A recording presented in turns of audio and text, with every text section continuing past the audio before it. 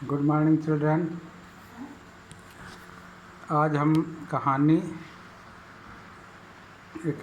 मातृभूमि का मान एकांकी पढ़ने जा रहे हैं।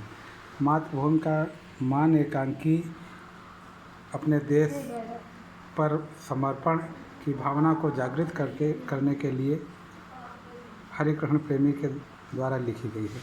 प्रेमी जी ने इस एकांकी के माध्यम से हमें ये संदेश देने का प्रयास किया है कि हम किस प्रकार से अपने देश के लिए अपनी मातृभूमि के तन मन धन सब प्रकार से समर्पित हो सकते हैं।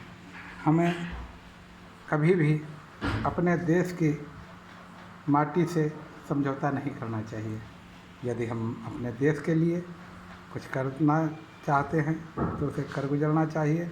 अपने देश की संस्कृति, अपने देश की सभ्यता के लिए हमें सब कुछ करने के लिए तैयार रहना चाहिए। ऐसा प्रेमी जी ने इस एकांकी के माध्यम से बताने का प्रयास किया है। इस एकांकी में मुख्य रूप से 4 पात्र हैं। एक हैं राव हेमू जो बूंदी के राजा हैं, दूसरे अभय सिंह जो मेवाड़ के राजा का सेनापति है, महाराणा लाखा जो मेवाड़ के राजा हैं, और वीर सिंह एक मेवाड़ के राजा का सैनिक है और वह अपनी मातृभूमि के लिए तन मन धन से समर्पित है। रहने वाला वह बूंदी का है। कहानी का प्रारंभ इस प्रकार से होता है कि राव हेमू के पास में महाराणा लाखा एक दूत बना करके अपने प्रधान सेनापति अभय सिंह को भेजते हैं कि जाओ और राव हेमू से कह दो कि सभी राजपूतों के बीच में अगर एकता स्थापित करनी है तो मेवाड़ के राज्य के झंडे के नीचे सभी को आना चाहिए। अगर नहीं आएंगे तो उन्हें बलपूर्वक लाना ही पड़ेगा, जिससे सभी राजपूतों में एकता हो सके। लेकिन राव हेमू यह प्रस्ताव ठुकरा देता है। कारण ये वो कहता है कि हम मेवाड़ का आदर करते हैं, महाराणा का आदर करते हैं, क्योंकि महाराणा के डर के कारण हम बूंदी उनके हवाले कर दे या उनके अधीनता स्वीकार कर ले, ये नहीं हो सकता। हम बूंदी के लिए तन मन धन सब कुछ समर्पित कर देंगे। इसके लिए नाराज होकर के महाराणा लाखा ने बूंदी पर आक्रमण कर दिया और बूंदी को जीतने का प्रयास किया। राव हेमू की छोटी सेना होती है, लेकिन स्वयं में बड़ा वीर बहादुर और बुद्धिमान है।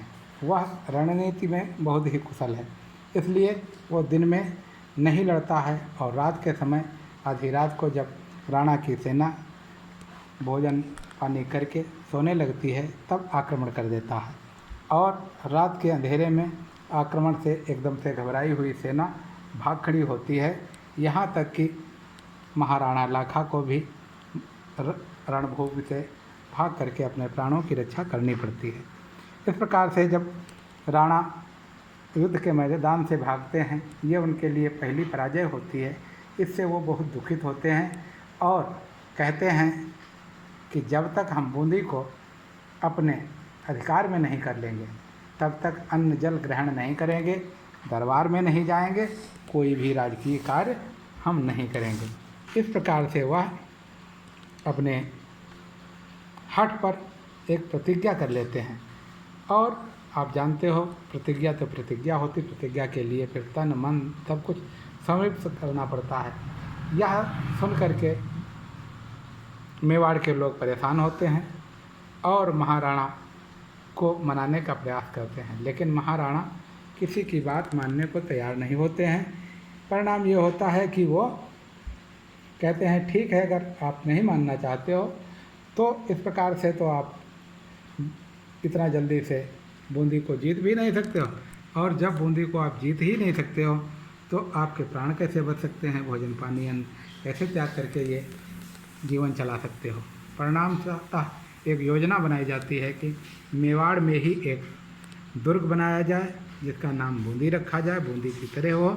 बूंदी की तरफ से लड़ने वाले कुछ सैनिक एकत्रित किए जाएं जो बूंदी से लड़ें और वो अस्त्र प्रहार शस्त्र प्रहार न करें, बल्कि बूंदी पर महाराणा की सेना शस्त्र प्रहार करे और इस प्रकार से अनायास ही बूंदी को जीत करके नकली बूंदी को जीत करके महाराणा अपने प्रण को पूरा कर लें और अन्न जल ग्रहण करें तथा राजकीय कार्य को करना प्रारंभ करें। ऐसी योजना के तहत बूंदी का दुर्ग बनाया जाता है। किले के अंदर के लिए बूंदी से आए हुए सैनिकों को ही रखा जाता है। उसमें मुखिया या सेनापति वीर सिंह को बनाया जाता है जो बूंदी का एक लाडला है और अपने बूंदी दुर्ग की रक्षा के लिए स्वयं को न्यौछावर करने के लिए तैयार है। जब वह बूंदी दुर्ग में जाता है तो उसे याद आता है कि अरे ये तो मेरी जन्मभूमि है और मैं अपनी मातृभूमि के लिए किस प्रकार से गद्दारी कर सकता हूँ। भले ही नकली बूंदी है लेकिन बूंदी तो है ही, और बूंदी के लिए हमें अपना सर्वस्व न्यौछावर करना चाहिए। इस प्रकार बूंदी के लिए भयंकर युद्ध होता है। दुर्ग के अंदर से जब तक लोगों के पास में जो जितने भी सैनिक थे उनके पास में अस्त्र शस्त्र रहते हैं, पूरी तन्मयता के साथ में समर्पण के साथ में युद्ध करते हैं और युद्ध में एक एक करके धीरे धीरे सभी मारे जाते हैं। वीर सिंह भी बलिदान हो जाता है। अंत में वीर सिंह के बलिदान हो जाने पर उसकी वीरता को प्रणाम करने के लिए महाराणा लाखा आते हैं और वहाँ राव हेमू भी आ जाते हैं और महाराणा वीर सिंह की वीरता को प्रणाम करता है और कहता है कि धन्य है बूंदी के ऐसे राजपूत सपूत जो इस प्रकार से अपनी मातृभूमि के मान के लिए सर्वस्व बलिदान कर देते हैं।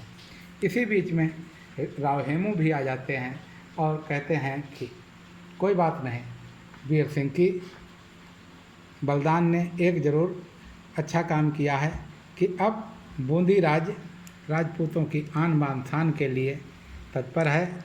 अब बूंदी अपने राजकीय सम्मान के लिए, राजपूतों के सम्मान के लिए एक रहेगी और राव हेमू तथा महाराणा लाखा के बीच में संधि हो जाती है और मेवाड़ तथा बूंदी एक ही झंडे के नीचे आ जाते हैं।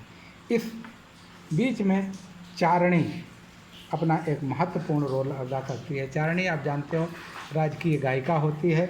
वह लोगों को अपनी मातृभूमि के लिए तन मन धन समर्पित करने के लिए प्रेरित करती है और राव हेमू तथा महाराणा लाखा उसके द्वारा दिए गए संदेश से प्रभावित होकर के अपने को सर्वस्व न्यौछावर करने वाले वीर सिंह को प्रणाम करते हैं और उसके बाद में अपने देश के लिए समर्पण के लिए उसे बार बार नमन करते हैं। इस प्रकार से इस कहानी के माध्यम से हमें यह शिक्षा मिलती है कि हमें अपने देश के लिए, समाज के लिए, अपने देश की आन बान शान की रक्षा के लिए सर्वस्व न्यौछावर करने के लिए हर समय तैयार रहना चाहिए। इस कहानी का शीर्षक मातृभूमि का मान बहुत ही सार्थक है क्योंकि इसमें मातृभूमि की रक्षा के लिए एक सामान्य सेनानी भी अपना सर्वस्व न्यौछावर करके अपने मातृभूमि के मान का रक्षा करता है और वह एक आदर्श स्थापित करके ये बताना चाहता है कि वास्तव में मातृभूमि सर्वस्व है, सबसे बड़ी है।